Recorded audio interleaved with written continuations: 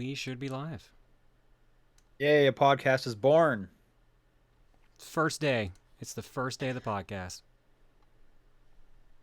First day of the rest of our lives, yep. Gonna do this till we're dead. Who Oh, knows? don't. I don't know how long I'm gonna And then live. and then another group of 3 people will inherit it. Oh no, And it'll just we're passing on a podcast curse? What's happening here? yeah, exactly. Something like that. Who knows? How you doing, John? I'm doing all right. How about you, bud? I've I'm heard doing you've okay. had an interesting week. Has been an interesting week. I don't have much to say about that, but That's fair, I'm sir. trying to look forward. Gamescom is coming. We were just talking about this. Knock on wood. I'm going to Gamescom as I've talked about it before on the show. Oh, and for those watching, we have no idea where Paul is, so maybe he'll join. That's why we Maybe he started won't. so late, because I was like waiting. I'm just like, what? Where's Paul? Where's Paul? Yeah. So if anyone knows where Paul is, if anyone's hanging out with Paul right now, can you ask him to get to his computer? Um, but yeah. And then a quick thing off the top: Paul and I recorded a Deadpool and Wolverine spoiler cast. So if you want to hear our in-depth thoughts on that, Nice. go check I'm out the Patreon. hoping to watch it next week when Reese gets back. Nice. Yeah. Yeah. How spoiled are you I had without one of the spoiling for? cameos spoiled. I don't know if it's the only cameo or not. There's definitely more than one cameo. Okay, well, Ryan Reynolds tweeted out about one of them, so then unfortunately I saw Okay. that one. All right. Yeah. Don't say who it is. We'll talk after. But that's a good movie. And oh, we should get in the show. I want to talk to you about that game for sure. So, top-down perspective for August 8th. I'm Sean Booker. John Wheeler. John, let's talk about Nintendo World Championship. Okay, I don't know why this exists. Wow. Yeah, So you're down on it. I mean, I'm already done it. Okay. Well, yeah, speedrunning champion. Okay, so this is you're gonna start awesome games done quick. Oh, John clearly Wheeler's that's showing up. coming next. Yeah. Yep. No, like it's basically what people are already saying. It's a not as fun NES remix. It's interesting. It's interesting to hear you be so down on on a first party Nintendo one. When was the last time you were this down on a Nintendo first party title? WarioWare Get It Together. Oh, yeah, okay. Fair enough. Yeah. What was the So, recent one? Move It. Move it. Okay, okay. Yeah, get it together, man. What a bummer. Anyway, Yeah. So like it is pure time, like pure speedrunning. That's all it is. And the yep. list of games is kind of weird. Like it's got Mario 1, Mario 2, Mario 3, Mario Lost Levels. It's got Kid Icarus, Ice Climber, Zelda, Excite Bike, Kirby's Adventure. I'm definitely missing. Oh, Zelda 1, Zelda, Zelda Zelda 2, 2, and I think there's one or two more I'm missing in there somewhere. But like it's a really Balloon weird Fight. list. Balloon Fight, that's one of them, yeah. It's one of them. Donkey Kong. All three Yeah. Donkey Kongs, right? No, just the first. Okay. So like it's a really weird and semi-random list, and the amount of challenges they have in each game is very varied. Like Excite Bike has like 6, which makes sense because there's only like 5 tracks in the game. But like Kirby's Adventure and Mario 3 have like 25. But like some of them are strange because like Zelda 2's in there, but the farthest you go in Zelda 2 is the first dungeon. Okay. There's like some scattered Yeah. ones that like in other things like, oh, go save the child, so you just walk through a little thing and stuff like that. But like Mario 3 is basically every boss fight, and then like a bunch of stage challenges and stuff like that. It's just a weird mishmash that's just weird. Mario 1's final challenge, because there's like 5 difficulty scales, the final Yeah. challenge is literally beat the game, beat the entire game. Like as fast as you can. Yeah. So when you said you finished World Championship, does that mean you got like S like super rank on everything, or what I are you got considering? A plus and S on everything. I forget, because Okay. there's A plus, A plus plus, and S, and Okay. they give you badges for getting A or higher. So I'm like, all right, that's good enough for me. Cool. Okay. I'm doing the online stuff randomly because I think one of the badges is win 3 of each set or something like that, And and they I'm hearing reset weekly. conflicting reports. Does it have leaderboards? No. Oh, Okay, that's what whoa. I thought. Okay, sort of. There Which is is already, which is also not okay. But please explain. Yeah, so there's one mode where they give you like 5 challenges they want you to do, and they want you to do them as fast as possible. They're the same challenges Yeah. from the normal list, and then they rank them according to how well you did. Like you get a ranking based on how you do in each of them. That's the closest thing to a leaderboard, but I think the actual leaderboard feature only shows the fastest time. That is just classic Nintendo shooting itself in the foot. It, Like I it was right there. You had like one job. I am the target market for this game, and I don't know why it exists. I Yeah, am the that's retro rough. NES person. I played all these games. That's why I didn't find the game too hard. But also, I don't know why this exists. Yeah, and then I was hearing it from the other perspective of like, okay, so what's best case scenario? You're like playing local with like your friends over, and it's like, from what I understand, kids don't want to play like old NES games, and they don't want to speed run old NES games over and over again. Hey, Paul's here. Get in here, Paul. Did Um, he think it was just a different time, maybe? I have no idea what he thought. We'll find out shortly. We'll find out if thing. I assume my layout's gonna break when he does that, but yeah. Ah, whatever. Well, he'll get here when he gets here, I guess. All But right. But yeah, no, like I said, this is a weird. Like I like when Nintendo does weird stuff, but like this almost feels like too niche, too weird. Because like at least yeah, NES and Remix like made sense because it was like, oh, you get to do like weird stuff you wouldn't be able to do in the game. Like, oh, suddenly like you're running backwards. Oh, like the colors are all out. Like you're playing upside down, stuff like that. This is just vanilla speed run through it. And like some of the times they want you to do are very, very ridiculously tight. Like yeah, some of the I challenges I they want like absolute perfection. I like the idea of this. I think the presentation of it is really nice, and you can watch like your fastest right Yeah. beside you. Like I went to the preview event, so I played a good chunk of this, but it's just as soon as you get rid of the leaderboard, it's like, isn't that the point? Like, otherwise you're just racing against yourself, which is so much less fun. Like, what are Yeah. you doing? Like I said, there is the online versus mode where you play against replays of 7 other people. There's no friends mode. There's no way to play against friends. It is just you're in a random room with 7 other people's ghosts, and you just have to Yeah, play through the challenges faster than them. yeah, it's crazy. Like they could have even like added more games, some DLC or whatever. Something tells me they just won't. Or weirdly enough, you know what? They might, despite people not really into this game. They'll just Yeah, like randomly support this one. based on the game list, it feels like there should have been more, but at the same time, it's like there's no way that this game's gonna be that popular. Yeah, I'm assuming you've got the physical one with like the special cartridge and all that Yeah, stuff. Yeah, I I did. think Yeah, normally it's normally it's 30 $40 just or 30 or 40, but I think physical it's like 60 with the Yeah, big well, one. because you're getting a bunch of extra stuff with it. But I think, yeah, the digital one, which I'm assuming is what most people are getting, I think it's like 30 American. So Yeah, I don't know. The presentation's neat and all, but like this is a very, very niche game, and like as someone who should be the target market for it, I don't know why it exists. So yeah, I would have a hard time recommending this to anyone really. yeah, don't go into this expecting NES Remix. NES Remix, while was dumb at some points, was way more interesting. Okay, cool. Gutang, Okay, yes, Gutang mentions the Japanese version was actually different. It came with different stuff, including Famicom controllers, and I really wish I had actually gotten that instead. okay. Hey, Paul, how's it going? Oh, hi. Hello. Hello there. Hey, everything good on your Hi. end? Yeah, everything's fine. Okay, glad to hear it. We're just talking about how disappointing Nintendo World Championship NES Edition is. Yeah, I've been watching a bunch of it, and like, it seems like it would be fun for an hour or two, a few hours, but yeah, I don't know. It was pretty disappointing to watch that thing too, to be honest. Yeah, it got a thumbs down from Proton John Yeah, I didn't like it. himself. Yeah, that's fair. That's fair. Did you find like? Did you do all the S rank stuff? I'm guessing. I got Like, the A's and the A pluses and S's, and I stopped at that. I didn't feel the need to get all the S's. Next stop, awesome Yeah. games done quick.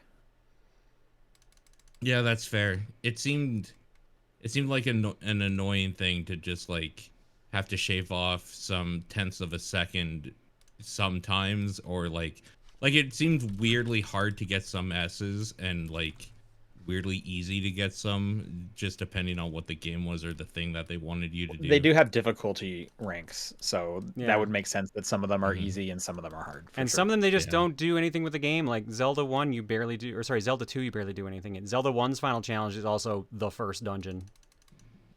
So like I Yeah. feel like in the same time they don't go far enough with some of the stuff. Yeah. It's really Yeah. I don't know who this is aimed for. I feel like it's aimed towards me, and I'm just like, no, I don't want this. I would love to hear the argument of someone who is like, "This is exactly what I wanted." Like, I would love to hear that perspective. I mean, just I like have with, seen like, some speedrunner friends that are like, this is fun. I'm enjoying this, but like Okay. Yeah. once they're done, they're like they're done. Yeah. Oh, that's video games. You know, not everything has to be a live service game. Oh, I'm not even saying that in that sense. I'm just saying like, what's the shelf life on this game, basically? Sure. Yeah. Yeah, that's too bad. But also tracks, because yeah, that thing looked boring to me. I mean, like, if I want to just go mindlessly grind something, it's fun. It's fine. And Yeah. I'm popping in to try like this is another thing that bugs me about it too. You unlock like little badges for your profile. There's like little pins, and then there's actual badges to put on your profile. Gotcha. The amount of coins they want for you to get every single badge in the game is way more than you need to beat the entire game. You do have to grind. Yeah, absolutely. Gotcha. I think I have bought 50 out of 512 badges. Wow. And I'd say I've probably I got guess S rank on half the missions, maybe a little bit less. I guess you probably get some from the ghost mode stuff. Yeah, right? you The get a champion, decent yeah. chunk from those, but like So, because I know Like they I have said- like daily challenges and weekly challenges. there's no daily challenges. It's just weekly. Just weekly. Okay, yeah. Yeah. But so theoretically, I guess they're hoping like, oh yeah, you'll come back each week, you'll get your like weekly coins, and then Right. after 3 It's years, you'll what have they're enough hoping for every badge. One of my friends that's been playing it, she literally just grinded out a specific mission over and over and over. Yeah, that sounds fun. Yeah, no, it's not. Not Not no, remotely. because the mission's probably just like get the first sword in Zelda. It Let's was, do I that. think, beat Roy in Mario 3 because it was one of the higher paying ones that was short. There's like nothing less I would want to do over and over. That's You want to beat the shit out of Roy? I'd rather play like 5 different new video games. That's entirely fair. Sure. All right, Paul, what about you? You've been playing anything this week? I did. So I'll start off with Bloodstained Classic 2, Dominique's Curse. Ooh, I've been curious The, about this. The last part of... Sorry, I'm going to update the thing as we go here, I guess. This is the final DLC released for Bloodstained. And this is Bloodstained 2. No, uh, Bloodstained. Bloodstained. Like, yeah, the actual Ritual of the Night. Like, the actual Classic Metroidvania. 2 is Not an the okay. Curse of the Moon games. Oh, okay. Yeah. I thought that's what we were talking about. No, this is a DLC where you, I guess, play as Dominique, and it plays like a classic do. Castlevania. Yes, specifically Simon's Quest. It is that. Oh, it's Just Simon's Quest? Wow, okay. Yeah. So I'm of two minds about it. One, it's made me Is that almost the one on the Game Boy? No, Simon's that Quest? Simon's Quest No, is the second NES one, the one that everyone hates. It's the Which 2D, is the one on the like, Game Boy? 'Cause quote, I hate unquote, that open one. world one. There's two. There's Castlevania the Adventure, and then there's Belmont's Revenge. I think it's Belmont's Revenge, which was my Castlevania growing up, and I hate that game. And there's also Castlevania Legends, but I assumed you weren't playing that one. No, I don't believe that one. I don't think so. Sure. So Bloodstained Classic 2 Dominique's Curse is their take on a Simon's Quest, which is a 2D open world sort of thing. And it does that pretty well. Like, the whole world is there. And you have to kind of explore around, talk to demons in this case, because okay, I don't have to spoil anything, but something happens at the end of Bloodstained, and this is picking up from that character's point of view after the end of Bloodstained. So Dominique is in limbo or whatever, and you talk to some demons. They give you clues on where to go and what to do, and you're traveling the little limbo world there doing things. It's a pretty good version of Simon's Quest, but at the end of the day, it's kind of a version of Simon's Quest, so it's like, like it's the jumping in it feels really, really shitty. And like I had to kind of take a look. It's because there's like a lack of a double jump right away, and I think Bloodstained in general, if you didn't have the double jump, feels kind of bad, and that's what you feel in this game for like quite a bit. You do get upgrades to your movement and stuff, but like there's something about how this DLC controls that has felt really bad and made me just wonder if I should keep playing it. And for some reason I have kept playing it to the point where I started getting movement upgrades and it's a little bit better, but I don't know. I don't think if you're already not in, you need to play this thing, but it does what it's set out to do. Okay, I guess. And I've heard that apparently when they put in the DLC, they broke the main game. I saw something going around a couple weeks ago saying that you literally cannot use the shop in the game. It might crash the game. What? Yeah. No, Oh, apparently like more bugs been creeping into the game while they were adding the DLC, and apparently they're not planning on fixing it. So there was like I saw like a campaign on YouTube and Twitter for a while being like, please fix Bloodstained. Oh my god. That's really too bad, because if they broke it for the like in service of this thing, that's really a shame, because I think this is not very good, but also like it's a reason to pick this back up. If you're like Sean and you just really hate old feeling Castlevania sort of things with like bad air momentum that you can't control very well, this is a fucking nightmare. And I actually just looked it up to confirm. It's Castlevania the Adventure. Yeah, because that's the really bad one on the Game Boy. That one's super slow with like barely any checkpoints and stuff. That one's not regarded very well. I hate that game so much. Holy smokes. Yeah, this is like I'm kind of an apologist for that, for old feeling games, and this felt bad to me as well. So like, I don't know, take from that what you will. I don't think you need to play this DLC, but if you wanted to revisit that game, there's worse ways to do it, I guess. At least it's new content. But I'll probably see that through. I think I'm at the end of it. I think I have a little bit more. It's pretty easy to know kind of where you are in it. There's a point where you find like a bunch of like stones or whatever that obviously represent the different bosses, and I have like 3 out of 4 of them lit up. So like I think I'm kind of close to getting to the end of it. So I might just see it through at this point, even though, to be honest with you, I kind of don't even want to. So we'll see. We'll see if I do. I don't know. But the intricate lore. Intricate lore. I'm guessing they probably have like an actual ending for that character too. Probably. I mean, they said they're working on Bloodstained 2, so I wouldn't be shocked if it was somehow played into Bloodstained 2. Same. Yeah, I think so too. The other game is Earth Defense Force 6 came out. Hell yeah. Keep forgetting to pick that up. Yeah. I don't even know what to say about that game. Like if you know Earth Defense Force, you know what you're into, and it's that again. So I guess like for me it was kind of weird. It starts off with like not killing a bunch of ants right away, and that was a little bit weird. You have like other soldier. Five did the same thing. 5 eases you in very slowly. Gotcha. Almost too slowly. 5 you start as a civilian, and they're just like, here's the control testing of whatever. Because I did wing divers. Here's you testing how to fly and stuff. It's like, oh no, there's bugs. Follow me through this giant tunnel where we show off all the cool stuff you'll eventually get access to, so we can get you a regular ass gun. And it's so slow as a start. This one's first mission is literally you just in a bunker talking and some dude like yelling exposition at you, or like it's pretty. I think that's how 5 starts. I think that's exactly how 5 starts.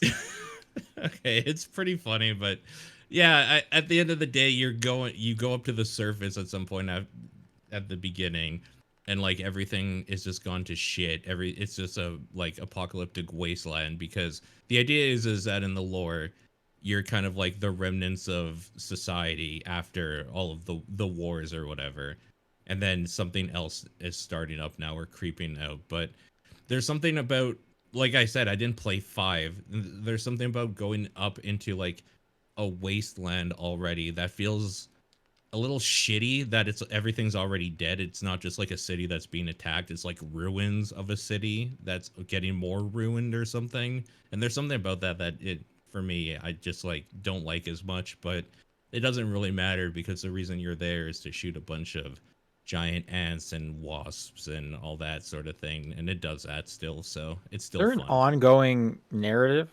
No, Are they each connected, or- game technically is a different retelling. I think Okay. some technically talk about like a previous war. I think like 4 is connected to 2017 or 2015, whichever one was on the Xbox 360. That But makes like, sense. but otherwise they're usually just like, yeah, no, this is just either like a retelling or it's a different world or whatever. Yeah. But yeah, it's fine. I'm playing it single player currently, but I definitely looking at some point to get in and see if I can find some people and do multiplayer crap. But yeah, I don't Nice. know. It is what it is. It's another one of those games. There's not a whole lot to say about the 6th time they're doing the exact same thing, basically. It's a good time though. I never did play Iron Rain. I Or, liked Iron Rain. It 5. was more serious than the others. But That's hilarious in its own way. that one had a weirder grind because there were like 3 different materials you had to get, and like you use them to craft Oh. things. There were things I liked about it because you actually had a custom character customizer for once, so you could actually Yeah. change like your body type, your gender. You could change like a bunch of different things, the voice and everything. But Sure. and you could actually swap between all 4 classes whenever you wanted. You weren't really like locked in. Your character could have been any of them, and I think your stats traveled between all 4 for once. But yeah, like I think it felt a little more grindier than usual EDF, which is saying something because normal EDF is pretty grindy. Yeah. I don't know. There's something about killing a bunch of stuff and then running around after they're mostly all dead, trying to find every crate that you can. That it's weirdly satisfying in its own stupid way, and it's more of that. So I've been having an okay time with it. It's a shame because I almost pulled away from it completely because on Steam it was mixed reviews or like something like that, not very high because people are mad about the Epic. You need an Epic account or whatever to play it there, and that sucks. It sucks that there's not crossplay with PC and PS4/5. Like it's. Oh, I thought all that was the whole sucks, damn but point of the Epic thing was to let that work. I've read that it doesn't. So, yeah, no, like all of that's a real shame, but at the end of the day, it wasn't enough to keep me away. It's just a fun podcast game, basically. Put something else on and blow shit up for a while. Sure. Good Yeah. time. That's Okay, it for me. I've been playing a few things. I played through Thank Goodness You're Here. How long is this? Because I was going to pick it up, but I was like, I don't know if I want something like short or anything right now. I kind of want to play through other stuff I have. It's short. It's like 2, maybe 3 hours if you're like really kind of searching around. I said earlier this year that I think Once Upon a Jester was last year's like best Adventure Time game. I think Thank Goodness You're Here is this year's best Adventure Time game. You Okay. play like a little guy, like a really little guy who's just walking you have 2 ways you can interact with things. You can jump and you can slap. And the game describes itself as a slap former.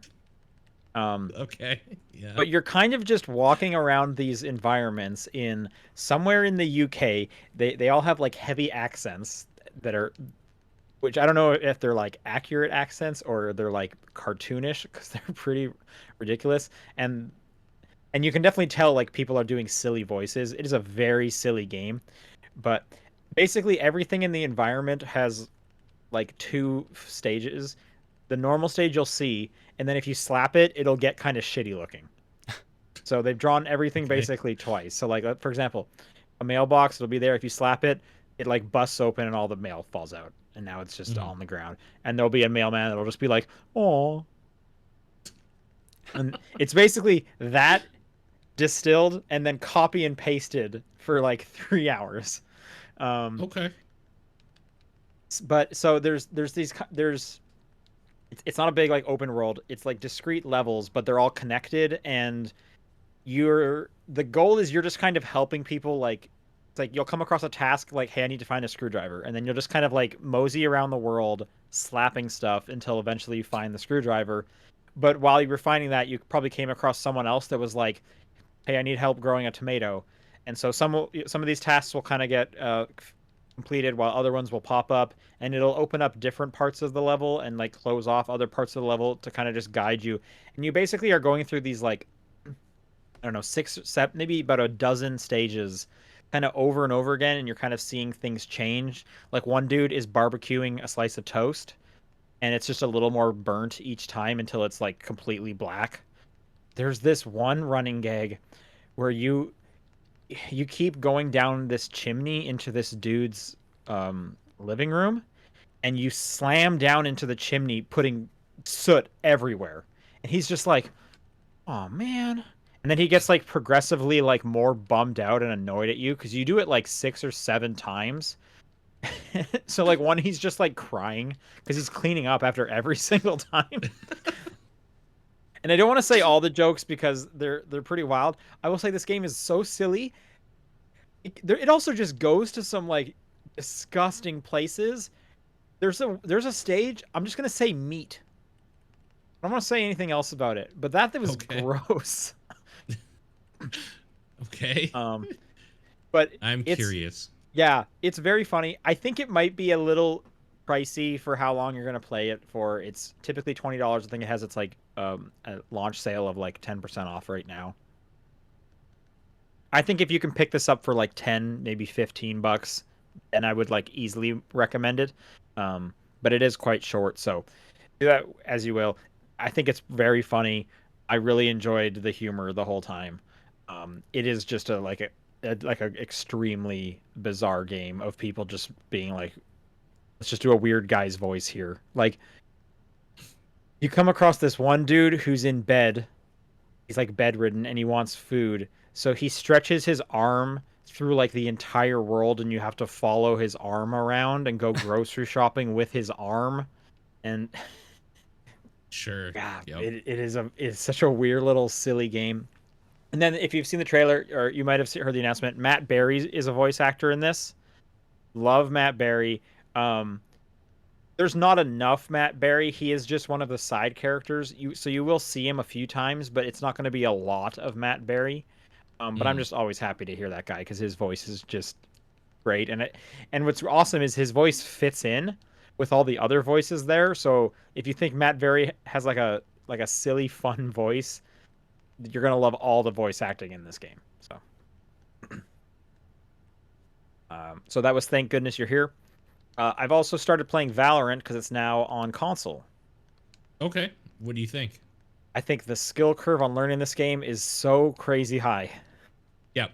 It's nuts. It is like, another holy smokes. It is Counter-Strike. It is it's Counter-Strike. I'm trying to learn the characters because they all have like special abilities. Yep. And I feel like unlike a lot of other hero shooters, the descriptions for the abilities on these characters are like 3 sentences long each, as opposed to just like a quick like one sentence like, you shoot a fireball and it explodes. This thing is like, this equips a fireball into your hand, and then if you alt fire, that'll like target the spot, and then you want to fire, and it'll sit there and it'll explode after 2 seconds, and it'll mark 3 people. And it's like, holy shit! So you're trying to learn someone, and you have to read like a book every time. I'm trying to go through all the characters to be like, which one do I like? And just learning them is so hard. And then also you die so quickly that I'm not sure if I've even used a special ability correctly yet before just dying. Sure. Sounds right. So I'll like start a match and be like, all right, let's try these special abilities. Fuck up using one of the abilities, die, and be like, you know what? I'm just going to shoot the people I see. Yep. Yep. And then I'm going to move on to the next character. So, yeah, that is a stressful game, but I want to try and like would really give it a college try because I know there's going to be a learning curve. I want to try and get over that learning curve, but it is an uphill battle for sure. And also it does the thing that Siege did, where if somebody disconnects during your match, they will not replace that person, Oh, which is yeah, that's infuriating, shitty. especially when I come from a like an Overwatch, like a consistent Overwatch background, where if someone disconnects, they find someone like immediately. They got someone waiting for you. They got two people waiting for you somehow. Like, and Yep. it's like, this is great, perfect. Like, who cares? I just want to play like a even match. But this one, it's like, no, if someone disconnects yourself, good luck. You might as well go fuck yourself. And these matches are Yeah. long. Like, I've actually only played Swift Play, which is only like 5 rounds. That's still like a 15-minute commitment. The standard commitment is like half an hour. Yeah.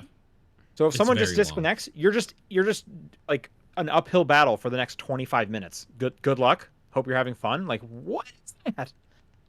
Yep. Yep. Yeah. Wow, man. So, okay. People Anyway, that are so into it love that game, though. It's they one of do. those. Yeah. I mean, it's super popular, which is why I really want to like give it the old college try and try it out. But I do hate that matchmaking fact. That is kind of Yeah. a bummer. Surprised they haven't tried And to I fix that hear the since. argument is like because people don't want to like join a game that it's not on a level playing field. Like if they join when their team's just about to lose, then it's going to affect their like overall like win loss limit. And it's like at that point you are taking this way too seriously. Please put me in the unranked category where nobody cares at all. That's my Yeah. vibe. Sure. It's one of those games that even the unranked people get salty about dumb shit, though. Like, it's one of those games. Yeah. Yeah. Yep. All right, last one. This is a fun one. I went to a preview event yesterday for work for a device called the Omni One. This is a VR treadmill, What? Oh, and okay. I'm Okay. going to send you guys one of the videos I shot. That's it's on CNET's TikTok. That's just like blowing up with view count. So this is actually like the PR guy that he was showing me how it's done, just so you guys can get a visual of this thing. Okay. So you have a VR headset on, you got the two controllers, you're wearing these like slippy shoes that go on top of your shoes. And you're on this like kind of upside down like semicircle and and then you have kind of a backpack strap on because there's like an arm holding you.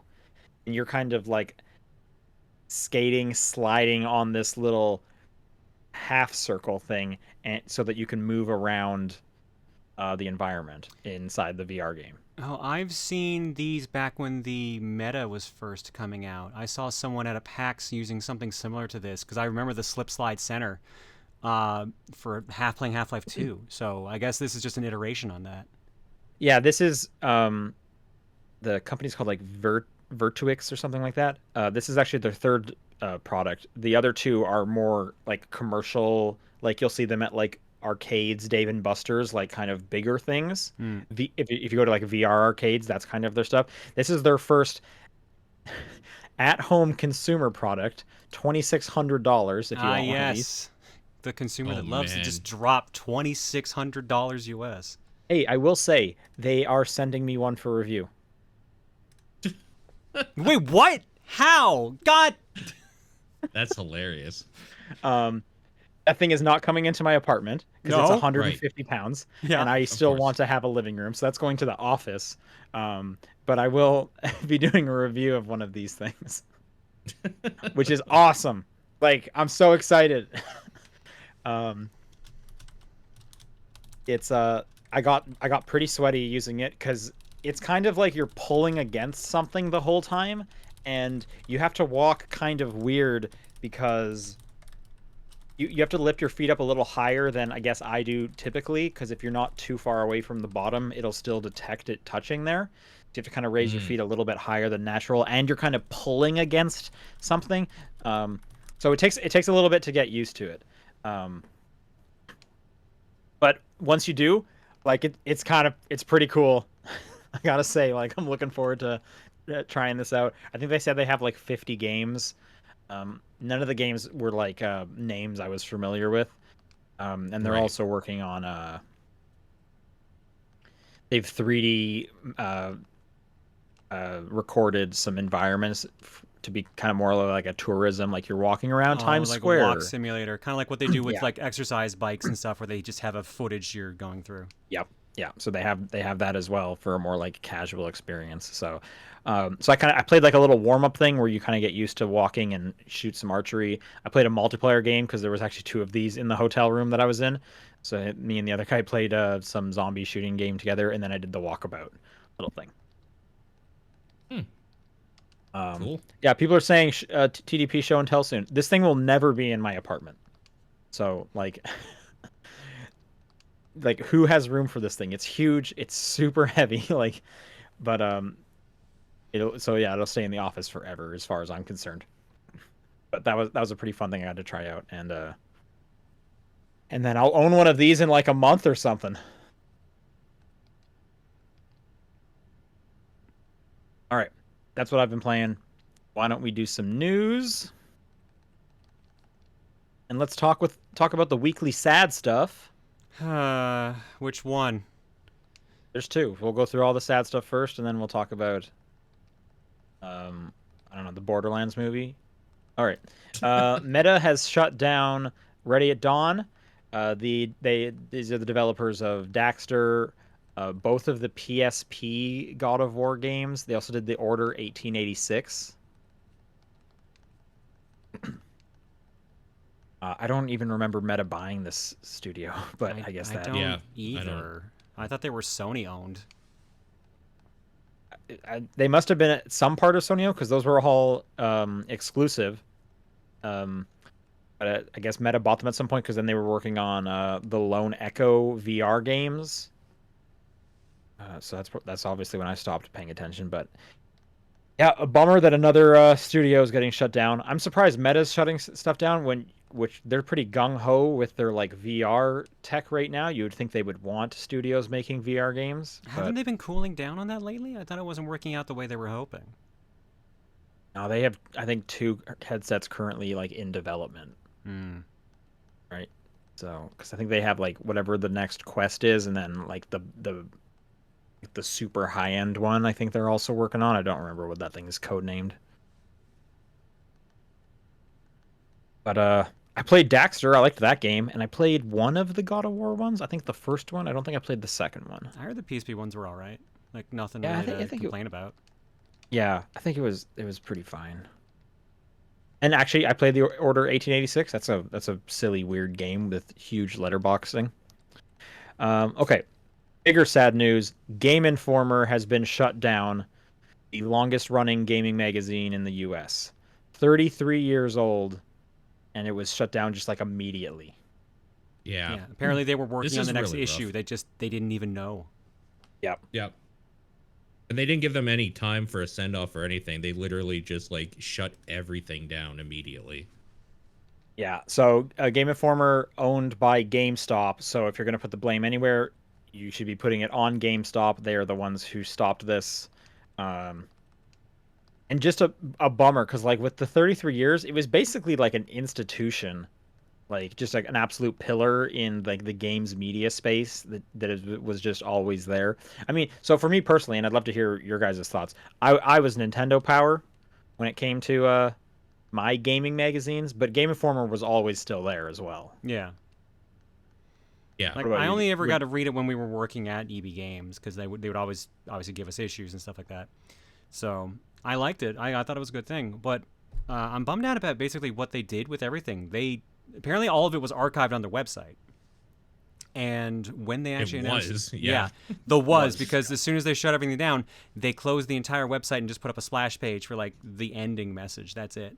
Yep. Yeah, and similarly, I guess some of the employees still had access to the Twitter, so they just posted out a short little like, "Hey, you know, we deserved a genuine goodbye. Here, here's some people that worked really hard. You know, goodbye." And then GameStop just shut down the Twitter account. So that's gone too now. Yep.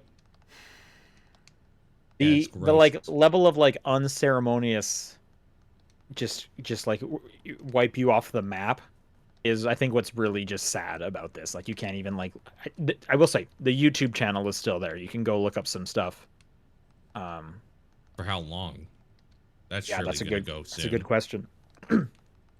I know that so a lot of like previous people from Game Informer they're now at MinMax and they have their whole Patreon and their whole um, coverage show. I understand that Discord is actually working on some kind of archival project Nice. because there are a lot of like alumni of Game Informer. So like if you haven't like a real interest in kind of the people, the staff, the history of Game Informer, I would point you towards MinMax and what they're kind of doing. Mm-hmm. Um, it also sounds like some of the alumni I know, like I said, like Ben Hansen over at MinMax, Dan Ricker at Giant Bomb. They recently, earlier this year, did like this studio tour, or more like of like kind of the empty offices because they didn't really have to go back to the office, just because they assumed this wasn't going to be around forever, and they're actually releasing those videos right now. It's just kind of a coincidence that they kind of lined up almost. So there is some more stuff, some kind of bookend to it from people who don't even work there anymore. But Mm-hmm. yeah, it's sad. Another one gone. To pour one out for Game Yeah. Informer. It's stupid. It's just the unceremonious. Like, we all kind of knew with print media kind of dying everywhere that this probably was going to happen, but to just pull the plug like that, that fucking thing deserved way better than it got, and it's really, really infuriating. Yeah. Yeah, I'm kind of surprised they didn't just stop the magazine. Like, Right. because I think everyone can agree. Like, yes, like physical media is extremely niche now, but like I would be hard to. It would be weird to think that the website wasn't doing any traffic enough either. So that's kind of odd. Yeah. Lineback in chat brings up a good point too. Apparently, Game Informer had the exclusive like rights to showing off the new Dragon Age game, and that's all That's gone what they were now. working on. Yeah. They Yeah. were in the middle of doing that. Yeah. Well, from what I understand, when this was announced and people were kind of tweeting about Game Informer covers were like a big deal. Like studios went out and like sought that. I saw Jeff Keighley tweeting like Game Awards.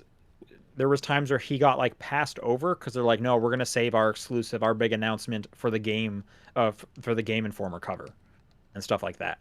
So I don't know if that was still the case up to like modern day. Like I said, I wasn't a Game Informer reader, but at least at some point, getting a Game Informer cover like meant something. Yeah. Yeah, it's just another reason to like dislike GameStop. Like, Because there when was was the the last time they had a shortage of W? that.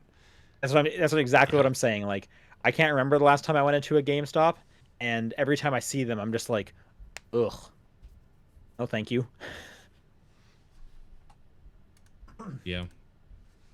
Pathetic. All right, quick follow up from last week. It was rumored that Avowed was getting delayed. That has been confirmed now. It has a new release date of February 18th. Okay. Cool. All right, in funnier news, the Borderlands reviews broke today. Hit the Yeah. Rotten Tomatoes score with a massive 0%. As of this recording, it is now up to 4. Ooh. Yeah. As I said to my group chat, I have never been less surprised as someone who has played all of the Borderlands games. Yeah. Yeah. It's too bad. It's too bad that it's not surprising that this is I, going to I, be pretty terrible. I mean, I'm seeing it tomorrow night. I do have my ticket. Okay. But when you take the Borderlands writing, you take Kevin Hart, you take Claptrap and Tiny Tina, the worst characters in all of Borderlands, and put them together in this one, like, there's no way that was going to be good. Yeah. Yeah, 4%. That's pretty wild. 4%. Like, Remember how long Randy so Pitchford was like hyping this up too? I mean, well, of course he would. Like, Well, yeah, but like I'm that's just his saying job. like it's just so funny that this was like the big gamble they were taking, and just look how it's worked out. On top of it taking like way longer to come out than they even assumed it would. Like, didn't they think this was come out around Borderlands 2 or like Return to Borderlands like Oh, a long time I don't ago? think two's a long time ago. Maybe that's when they like think because we've had pre-sequel, obviously 3, we've had Tiny Tina since then. 2 is a long time ago. Yeah, I couldn't remember which one it was supposed to coincide with. I thought maybe it was like, not Return. What the hell is it called? You just said pre-sequel. I thought it was somewhere around that they started talking about the movie idea. Maybe I don't know when the Genesis was first brought up, but who knows? I guess I'll report back next week with what I thought about the Borderlands movie. Are either of you Yeah. going to go see it? Not in No. theaters. Yeah, that's probably fair.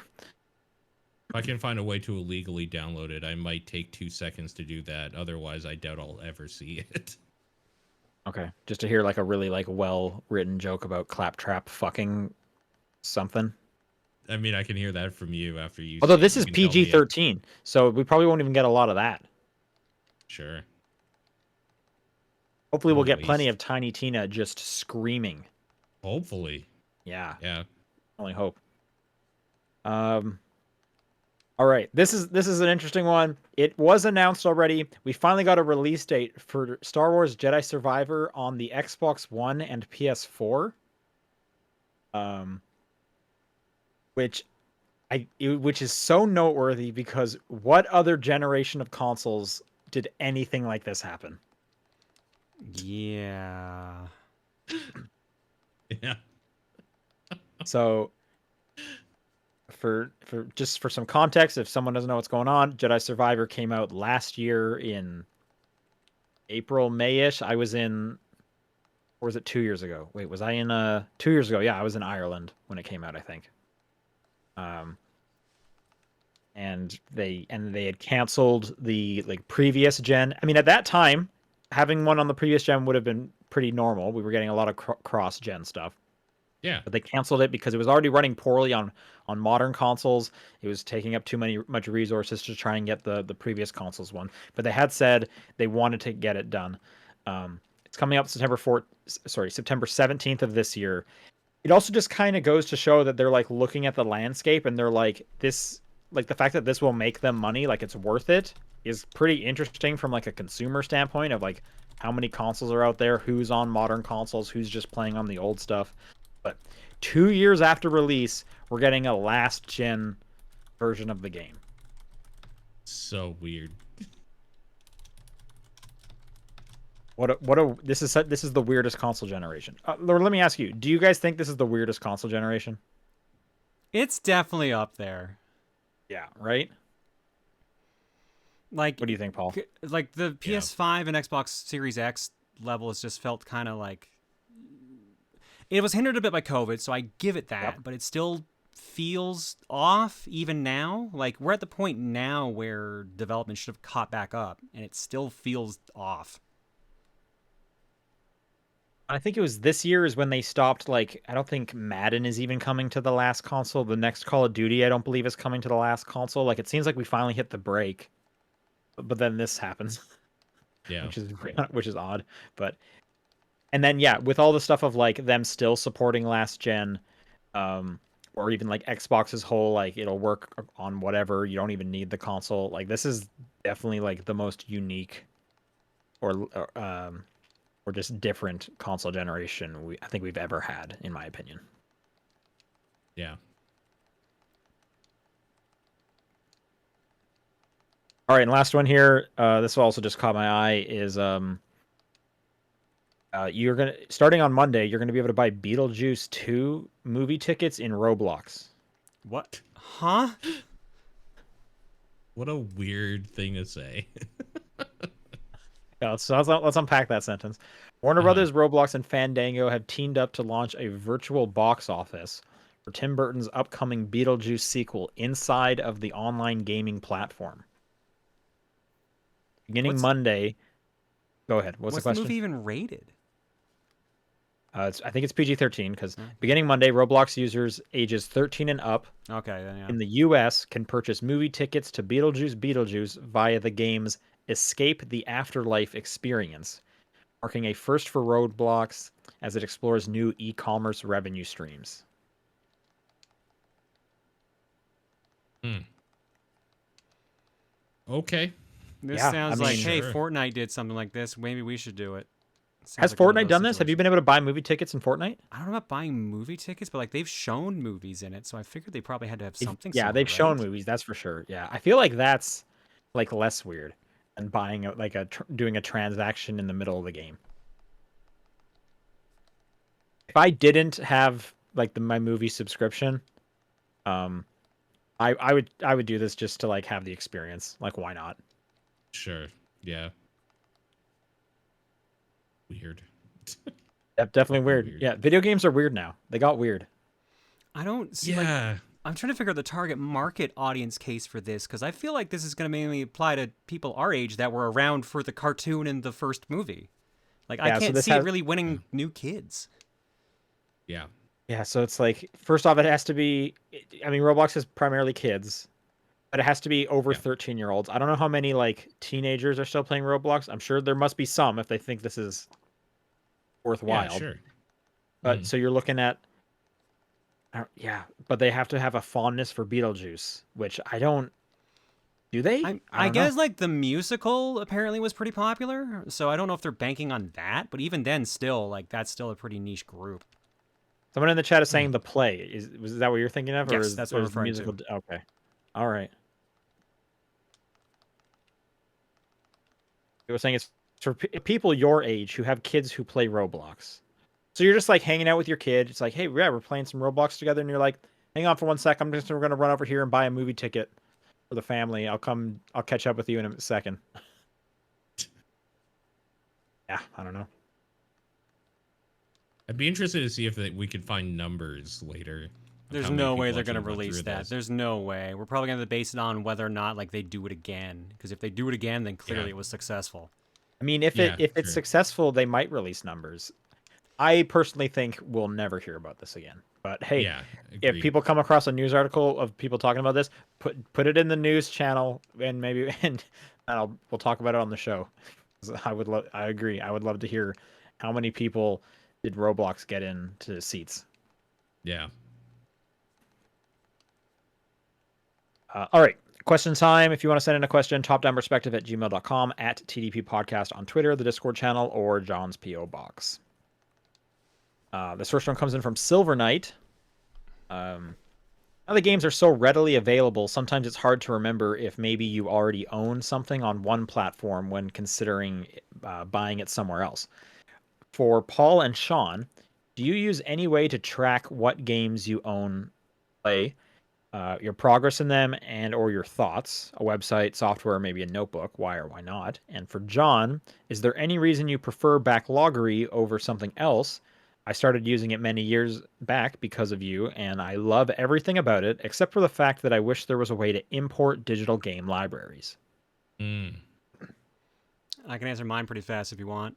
I Yeah. used it because at the time no other one existed. I've been on that. Yeah. I've had an account on that site for like 14, 15 years, something like that. So it was the one I knew about. I had a couple friends that used the site, so I was like, okay, I'll use it. Because I remember using it because it had a forum signature bot you could use that would show the games you're playing. So that's why I used it at the time. Okay. So it's just Sure. a case of like I never got off of it because like I already was a couple thousand games in. Why would I suddenly change course now? And there was Yeah. no export feature at the time, so you basically had to manually move everything. Now there is with the new version, and it's way better. But Is there features you wish it had that it doesn't? I mean, I agree with Silver Knight being like I would like it to just auto import my digital games and stuff like that. But That would be cool. yeah, What about you, Paul? I thought you did use something, didn't you? I use backlogged.com. I've heard that's another good one as well. Yeah, it's fine. But a lot of my stuff, see also mostly all of my stuff is on PC, and a thing that tells me everything I need to know about when I played it last, how long I've played it, or whatever. Like Steam and other launchers kind of track all that shit for me for the most part. And I just use my brain. Sometimes you end up Mhm. with 2 copies of a game. You know, that's just life. I write things down, and I still sometimes end up with a duplicate copy. I'm usually pretty good at memorizing it, especially because I'm not like going back too much. But since Xbox is like my primary console, it's easy enough for me to just load up my library and just see like, okay, do I have this? Do I have access to this? Is this on Game Pass? Do I need to Right. buy this? And then I kind of just go from there. Yeah, makes sense. Suku writes, "You have become a meme. What did you do? What did you do to earn this?" I did videos. Yeah, I probably did something. I fell on my face using the Omni One in a There you review go. video. Right. The new TikTok trend: face planting on treadmills. Yeah, put it on top of like the Olympics meme that I didn't qualify for the Olympics. Whatever that one is. Right. Yeah, just probably something stupid online too. I don't know what, but that makes sense. BGC Kenny says, where in Calgary would you set a video game that had a time loop? The smallest I'll allow is one building, and the largest I'll allow is 10 square kilometers. Just for scale, Calgary is over 800,000 square kilometers. Downtown makes the most sense because it's got the most things going on there. It also has the plus 15, which is kind of like a bunch of buildings connected with tubes, essentially. Yeah, and so it gives you a maze area already. Yeah. Oh yeah, that and there's a mall in there, right? Yeah, there is the core. The core. Okay. That's what That's it's a called. good one. It even sounds like the name of a level. Yeah, exactly. Or something like Yeah, Jesus. it's already done. You can have like the Saddle Dome area off to the side where you can have like the big boss fight in there. You're right. It's that area, and it's also one of the worst areas to go through during rush hours. So it makes sense. It'd be that. I feel like you could do one at the Calgary Stampede. I mean, for sure. That's the Saddle Dome, but yeah. Yeah, but I mean like during Stampede, like the fairgrounds and everything too. Yeah, for sure. And what I initially thought, and somehow you need to be able to like different areas need to be different times of year. I thought of COP. Because they have like a mini golf course, they have the bobsled track, they have the obviously the big ski hill, they have a bunch of different little spots. So yeah, if the time loop is like if you go there at certain times, kind of like a Hitman stage, it's like different people will be at different spots and stuff like that. That's what I was thinking. Sure. That could be neat. Yeah.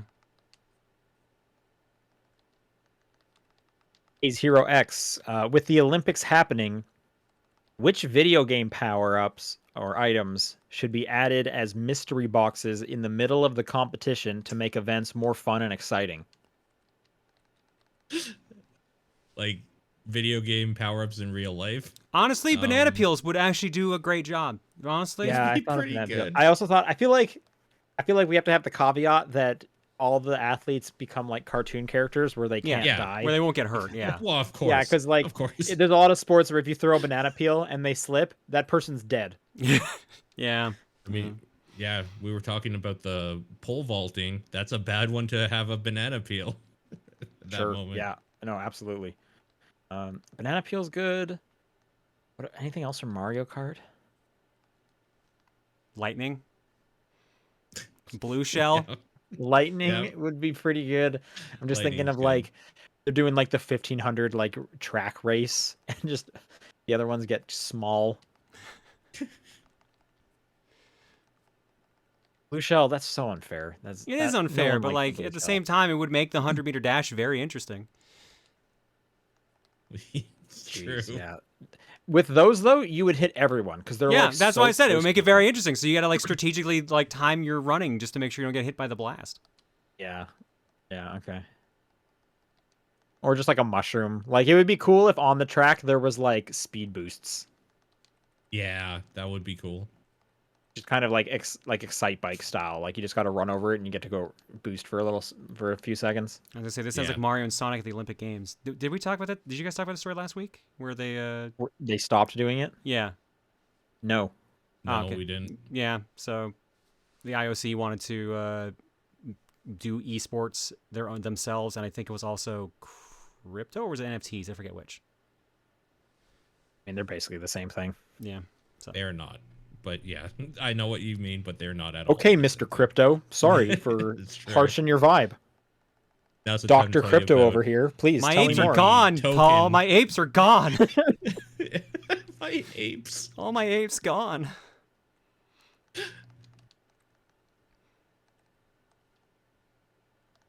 Phantom Aegis writes, Ahoy TDP crew, what video game console library would you say is your favorite solely by the most hidden gems you've played or found on it?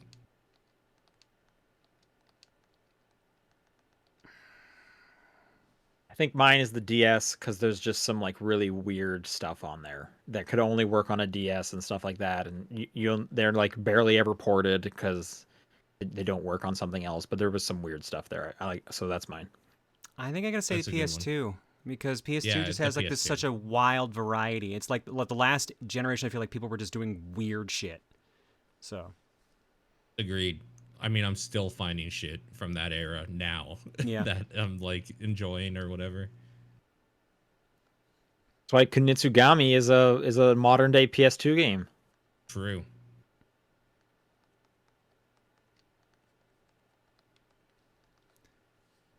oh, was that your answer, Paul? I was waiting before we read out the question. No, yeah, it's PS2. Okay. Like the follow up would be GameCube.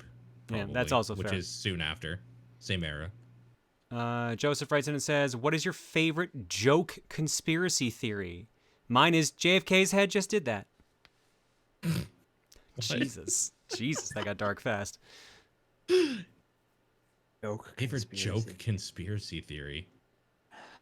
See, the catchphrase "jet fuel can't melt steel beams" always seemed funny to me, but like I don't think that's a joke conspiracy. So It's not. People believe that for sure. That conspiracy. That became a giant meme though. Yeah. So like I understand where you're coming from. I wanted to look up conspiracy theories to be like, okay, I need to see a list of which ones like I've heard of, and then it auto-filled to conspiracy theory bowling ball, which I guess is just the name like a company that does bowling balls. oh, okay. Oh, the birds aren't real thing is pretty good. Okay. That's another sure. good one. Yeah, birds are all robots or also good. cameras or something like that. That's a fun one. Yep. Need like a list. Come on, give me a list of conspiracy theories. Lizard people always comes up. Yeah, lizard people. But then, see, lizard people gets to be a bummer because if you like go down the rabbit hole a bit, you realize it's just anti-Semitism. I know that's the shitty thing. It's like it's hard to tell yeah, what's it's like, a oh, joke one and what's a real one. Yeah, you guys like ruined this for us. That's the problem with all conspiracy theories is that they're all based in some really psychotic shit that some people actually believe. Sure. Okay. Yeah. What about what was the thing from like a couple years back? What did they call it? Where like everyone had a collective memory of something, but that wasn't real, and it was like Kazam the genie. The Mandela effect. Mandela effect. Okay, yeah, and we all made up this genie movie, which starring like. Yeah. It was a weird, the Shaquille O'Neal one or whatever. Yeah. Were people just trying to pretend Kazam didn't exist? I think that was the thing, is it did not exist, but everyone just had a memory of like a trailer on like a VHS or something. Bernstein versus. Wait, no, no. Don't do this to me. Don't do this to me. This is not how I find out about this.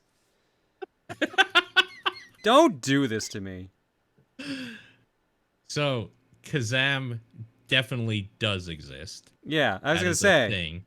But I'm trying to remember what it is. It was that Shazam existed before or whatever. Or that it was called Shazam when that was a different thing completely. I think people got it mixed up with Shazam, which is like Mr. Marvel or whatever, Captain Marvel, whatever the DC character is. I guess now he's Shazam, so.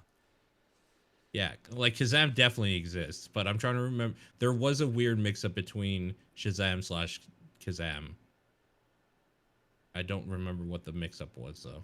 I'm like, I've seen this movie. Oh, don't do this to me. Don't Mandela effect me. Right, that's what it was. It had nothing to do with Sinbad. It was Shaquille O'Neal in Kazam. Oh, I didn't realize people thought it was Sinbad. I knew it was Shaq, Sinbad as the rapping genie or whatever, and it's because of what movie was it? There's a trailer where he was seen for a second in like what looked like a Middle Eastern garb or something, so people just kind of latched onto it. It's weird. There's a whole thing about it. Yeah, I'm trying to look up the whole.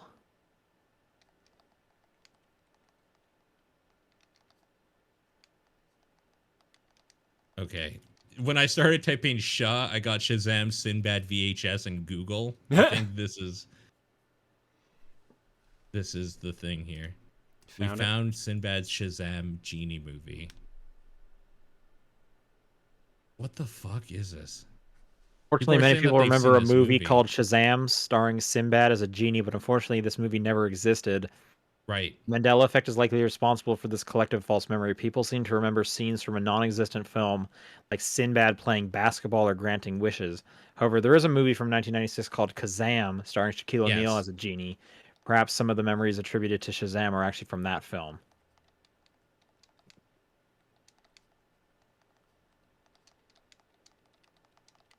Anyway, those Yeah, ones were fun. weird. Shit's weird. Mm-hmm. I've heard this was all right, about if you would bad like to- conspiracy theories. If you would like to send in questions for next week, it's topdownperspective@gmail.com, at TDP Podcast on Twitter, the Discord channel, or John's P.O. Box. What is your game of the week? EDF. Metroid Prime 3, because I finished it. Nice. Hooray. What's the next game then? I'm going to do Ease the Oath and Felghana. Wow. Okay. Yeah. Cool. And I'm going to give it to thank goodness you're here. All right. Thanks everyone for listening. We'll see you next week. Bye. Everybody. Bye.